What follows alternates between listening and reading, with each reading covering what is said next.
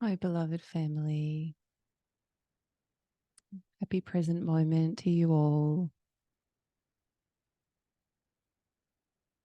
And if this present moment is quite heavy, then I'm just sending you a big embrace of so much love.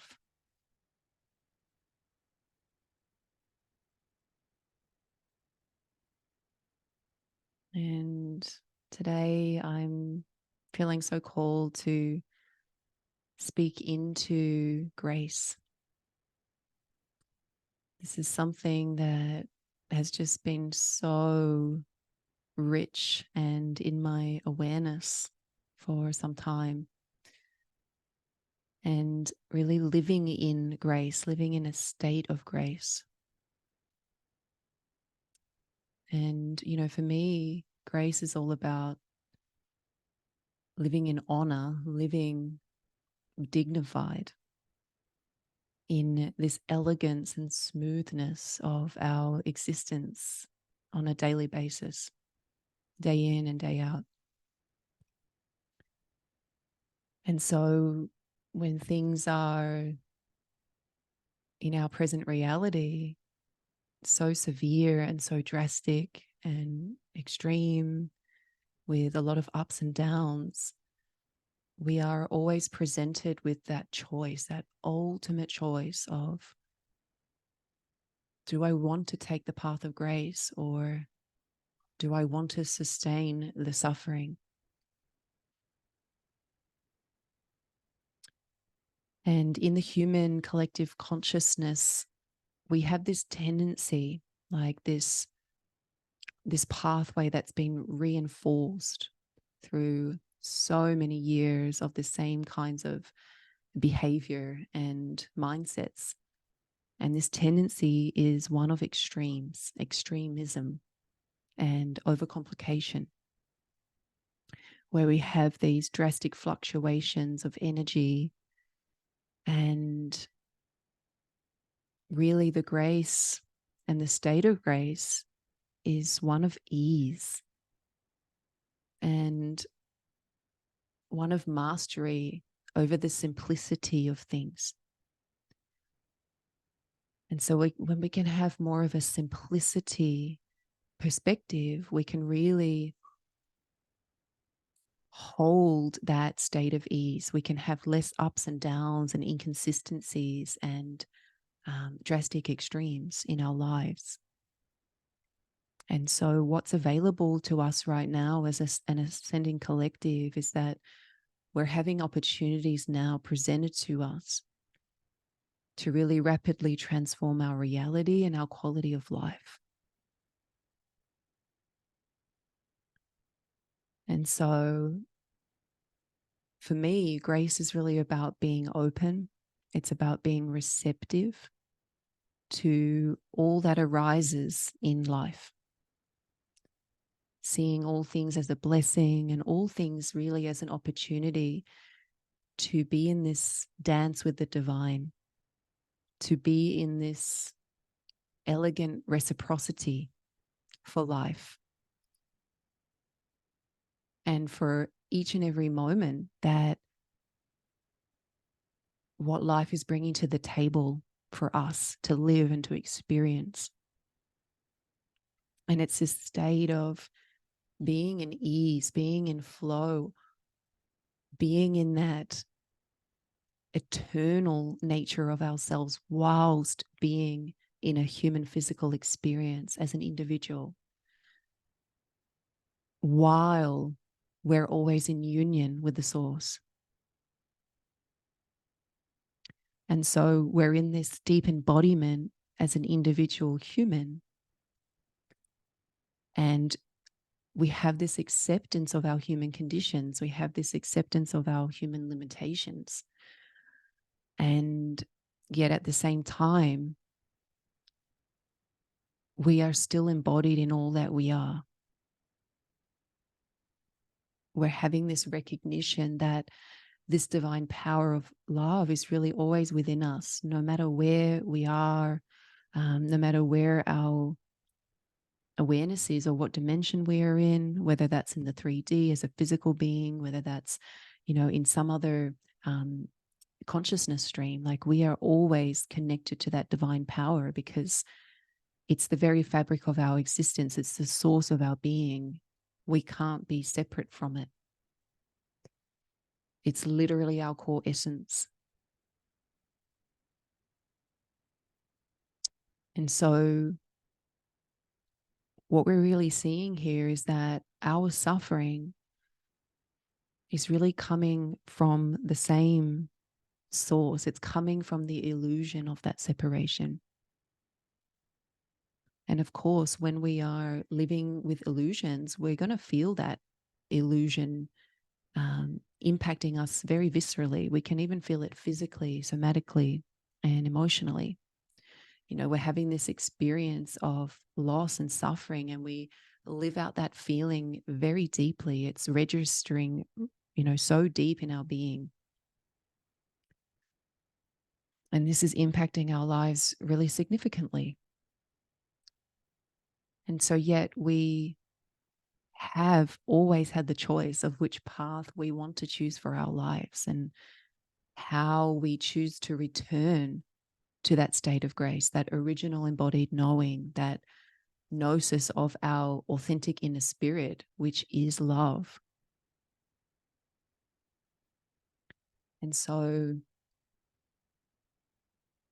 as I've been observing the collective consciousness fields, and I've been seeing the group hive mind programs that are in operation right now, I've been shown that there are certain pathways that are actually preventing us from being able to access or feel connected to the path of grace.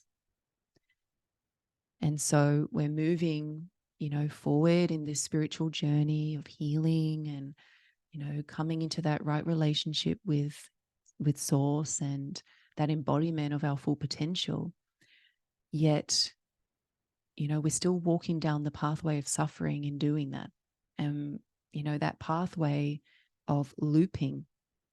And, for many of us, we feel like that path of grace, of ease and, of smoothness and elegance, we feel like that's not available to us while we're in this process of transformation. Like, it's not really within reach for us.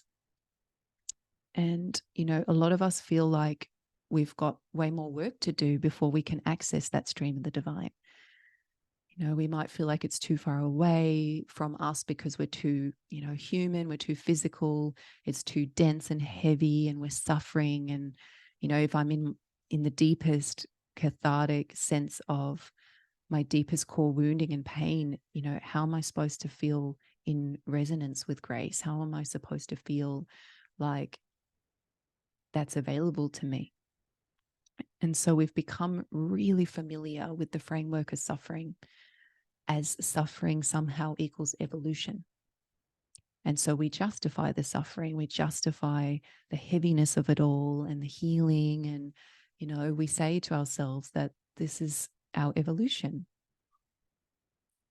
Okay. And we can draw into this, or like we can be drawn into this dynamic when it comes to our own spiritual healing and our evolution.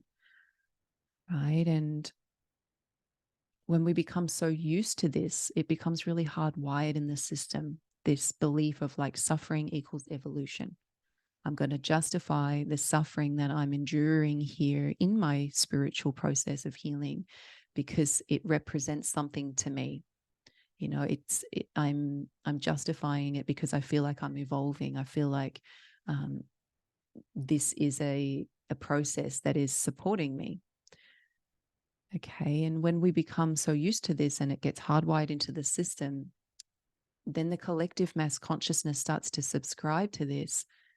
And the greater, more fields, they start amplifying these energies and beliefs. And so from what I'm seeing, many are limiting themselves within this collective space of constantly healing and doing the shadow work and working on myself. Like, how often do we hear that? I'm working on myself as though we're like in this perpetual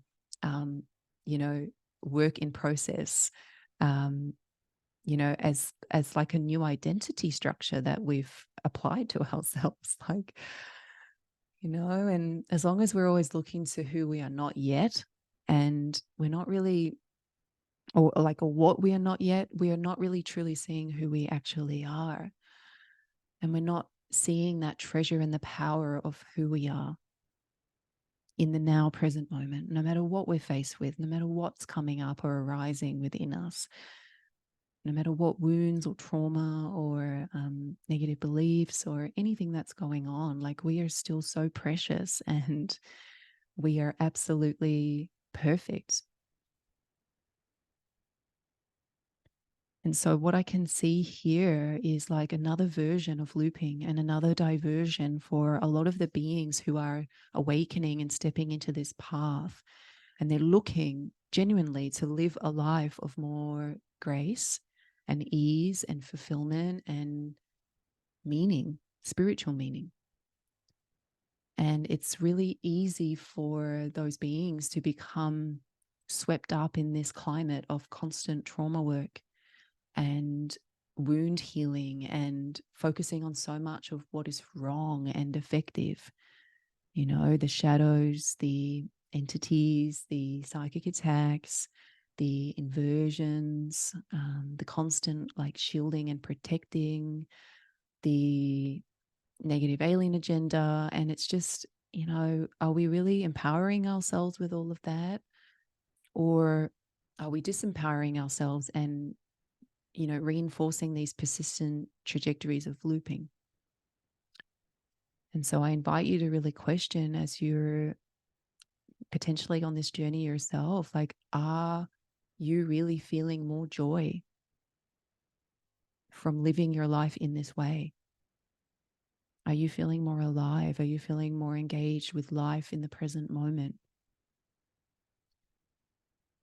Do you feel more appreciative of life?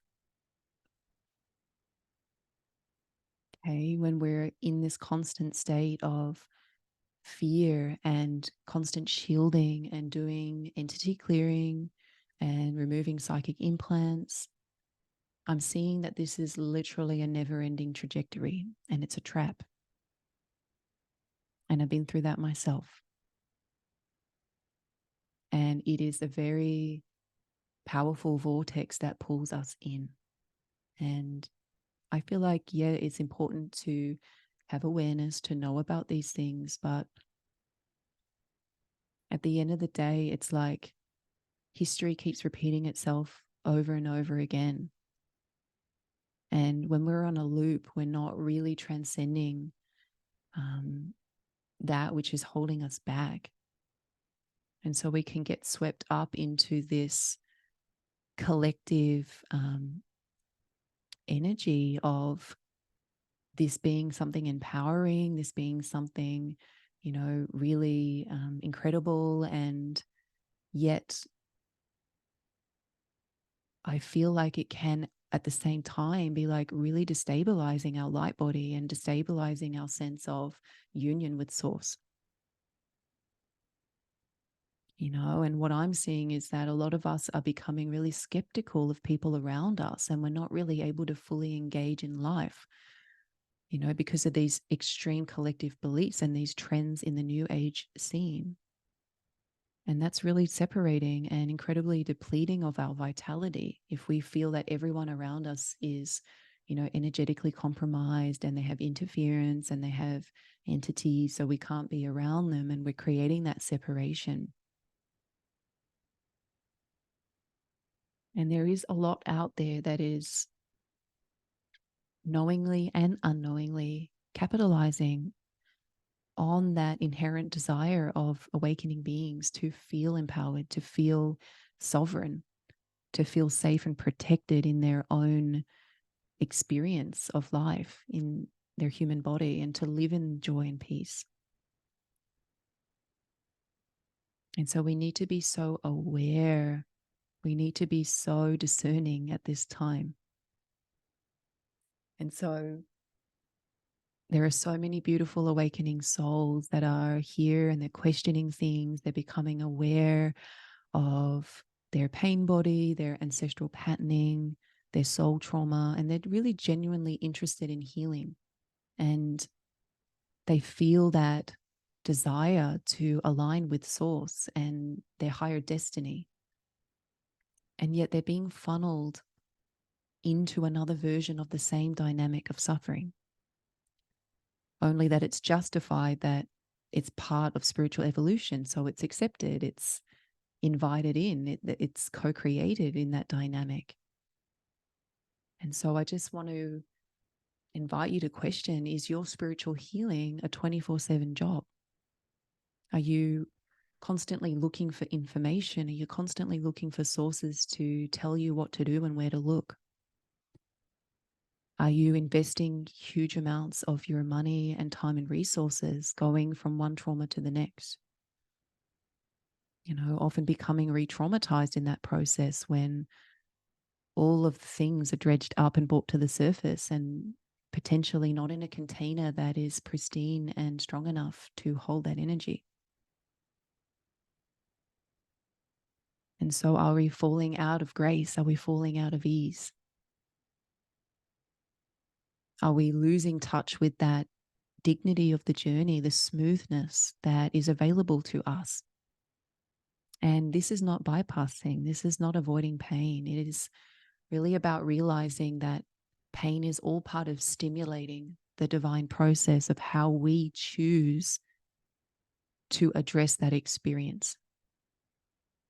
And so we can go into many stories around our pain, many tangents and narratives, and get overwhelmed with all the overcomplication of it. Or we can really rise into that embodied gnosis. We can hold that awareness and realize, are we really integrating when we're doing so much healing and session work? Are we really processing all of these energies effectively before we rush to the next activation or the next trauma release or the next entity clearing? Are we becoming codependent on that model?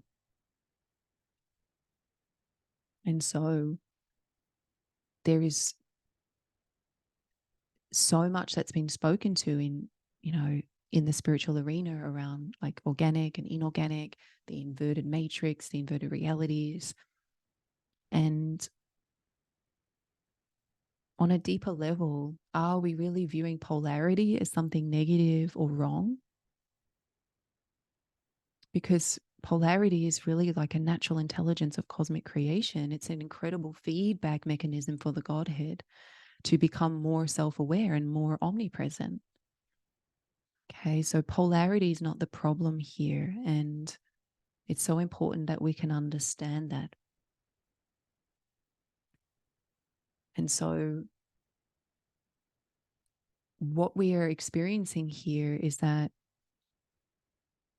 what is on offer, what is on the table in terms of how this process of spiritual healing and seeking out support is commercialized. And if the client is not really empowered in their own sovereignty, in their own dignity and authority to take action and have tools and be supported to lead the way in their own journey, even if they need some guidance and support, then that is really a disservice to the client, to this individual.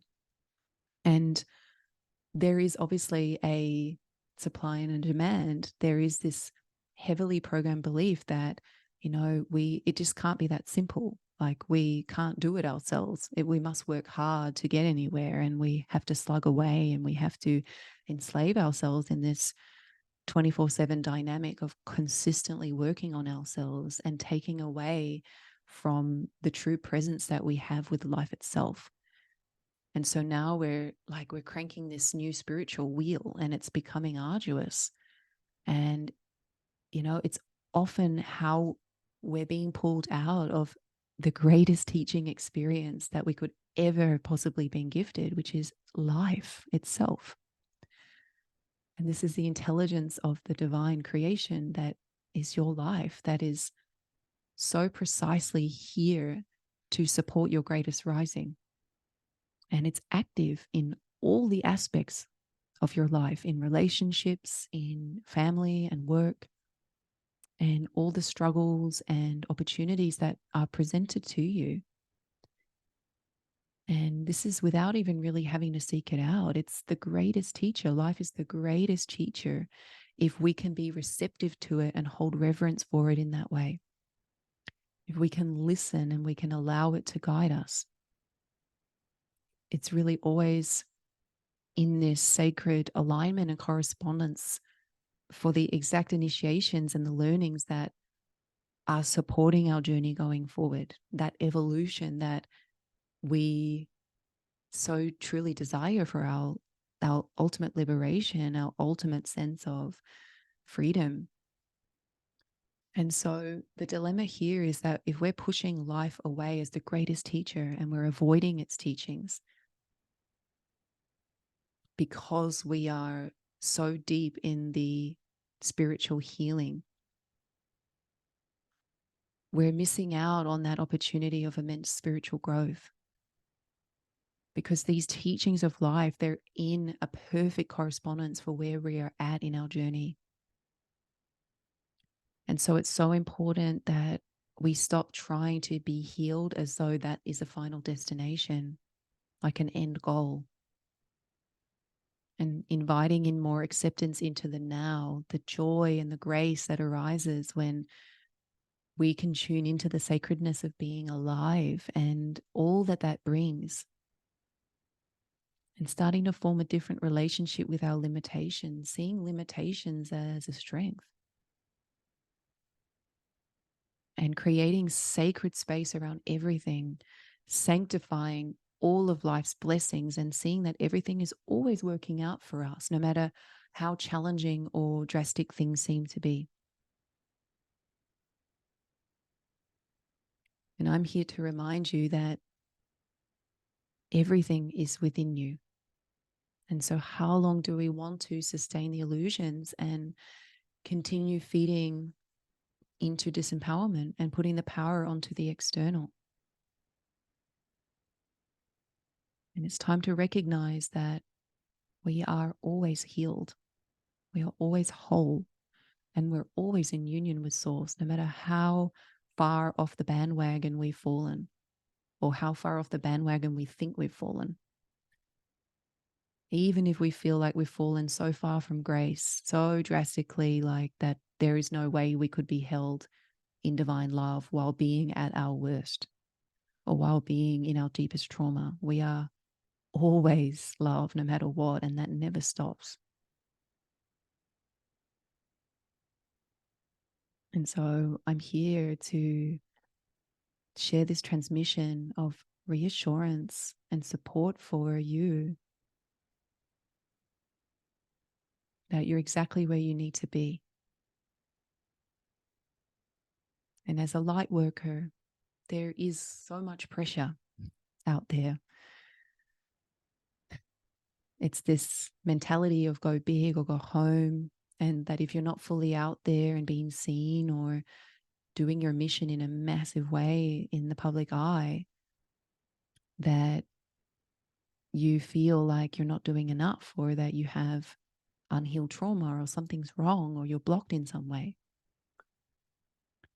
And we all have a divine destiny, and this is going to look different for each person. Like, we can't create a standardized model for how the spiritual mission looks, even for the 144,000, because this causes guilt and shame and disempowerment. And we are ascending either way. And yes, there are timelines and our present moment choices affect that. But the way that I'm seeing it is that the more light workers that are disheartened, the more light workers that are beating themselves up for not feeling like they're making the mark, that they're not successful enough in their spiritual business, or, you know, they don't have enough following or huge projects in the work, then the more separation there is, the more fragmentation and suffering there is. But if, on the other hand, if more of us can feel total acceptance and love for who we are and where we're at, and start to feel more worthy of our journey and of doing our best and being in integrity and honesty for where we're at, and we, at the same time, we still hold that highest vision for our lives and for the world, yet we're living in grace and in dignified acceptance. When that can happen, we will instantaneously feel source flowing through us as a collective consciousness, no matter what is presenting or what challenges we are facing that make us feel less spiritual or less valuable in the ascension.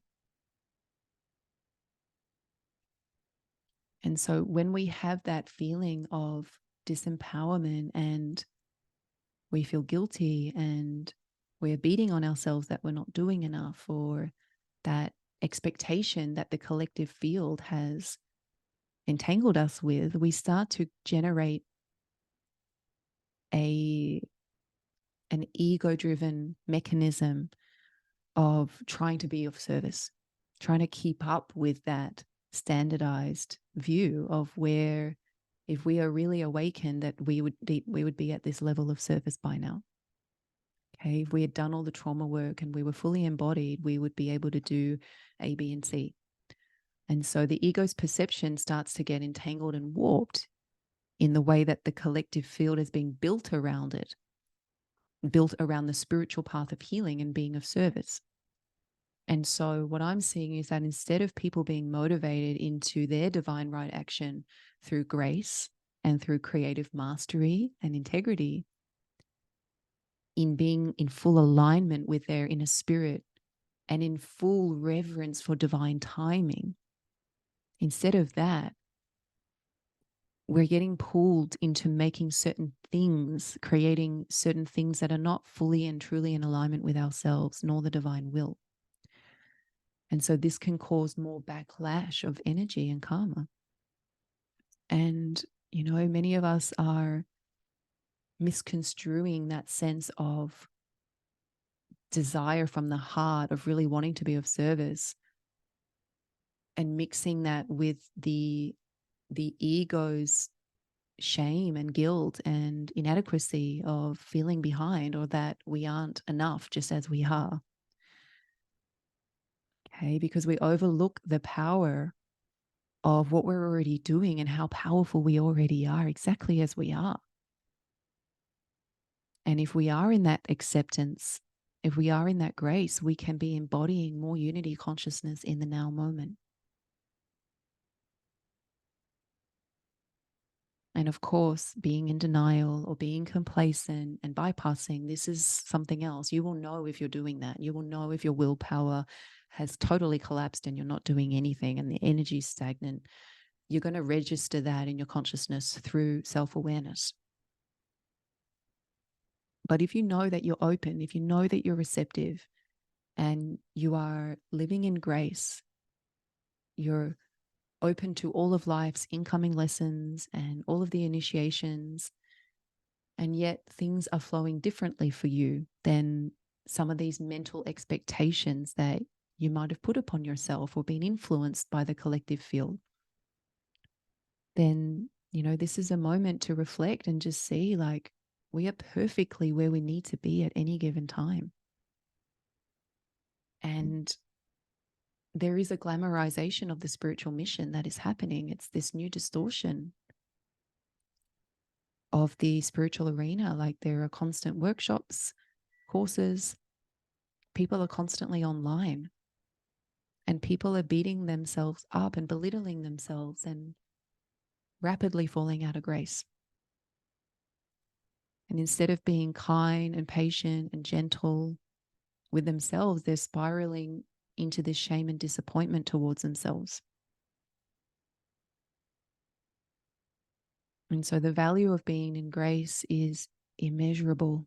It is so incredibly powerful. And the impact that this has on the field is of great magnitude. And this impact happens even if we feel like the energy that we're directing is not specifically targeted into a particular spiritual mission. If we're embodied in love, we're already in service. Everywhere we go, every prayer that we speak and every invocation is going to be so powerful for the field. And so for some of us, our spiritual mission is taking care of our children. It's taking care of our children with disabilities. That is a 24/7 job where we don't have time to create a spiritual business. It might be creating art. It might be working in a job that supports your build and your family. The human experience is so precious, and God's will is present and flowing in all of our unique experiences. And so it's so important for us to remember that, to recognize that we are already in service just by the nature of our existence when we are in a state of grace, when we are in self-love and self-acceptance.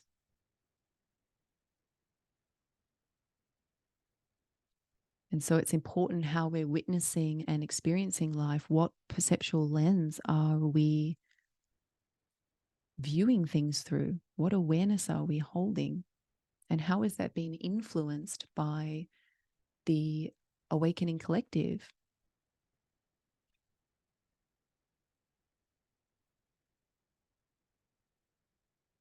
And so it's so important to become fully congruent with that signal, to be fully in alignment with our own integrity.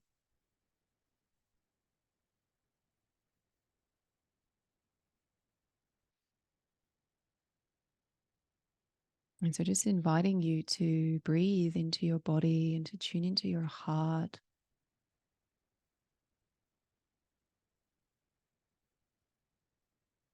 To just start to feel and open to that receptivity,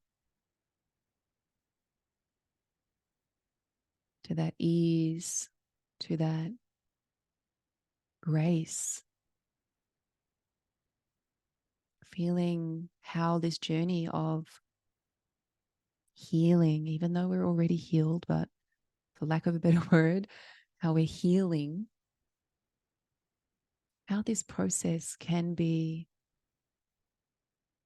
so uplifting, how it can be so gracious.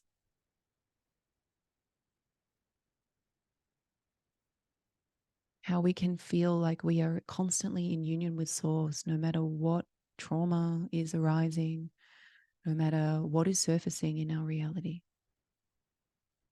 We are never separate.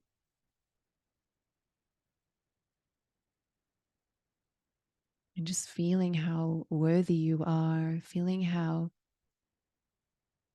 you are in the perfect alignment that you need to be.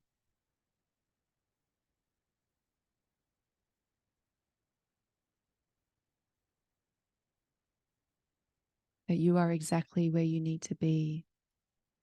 And that if you have love in your heart for yourself, for all of life and creation, then you are already in divine service.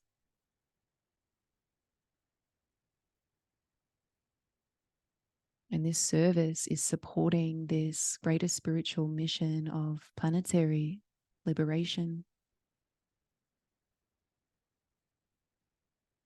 healing, of that realization of our true potential as human beings in connection with the earth, in connection with all of reality, all of the realms.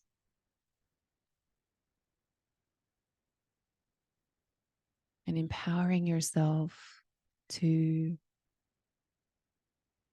remember, to have that gnosis, to have that discernment, to know that the path of grace is always available for you. That it is always within your reach because it is always within you. And it is time that we make a conscious choice of how we want the rest of our lives to be as we continue in this process of self-actualization. Do we want this process to be arduous? Do we want to constantly feel that we are not where we want to be, that we're not enough? Do we constantly want to be living in drastic extremes, or would we prefer to evolve in a graceful way, in an empowered way?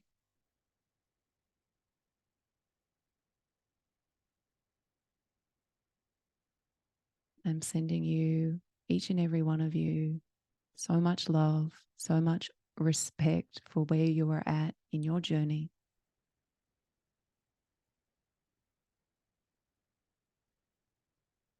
You are divine, you are whole, and you are always in union with Source.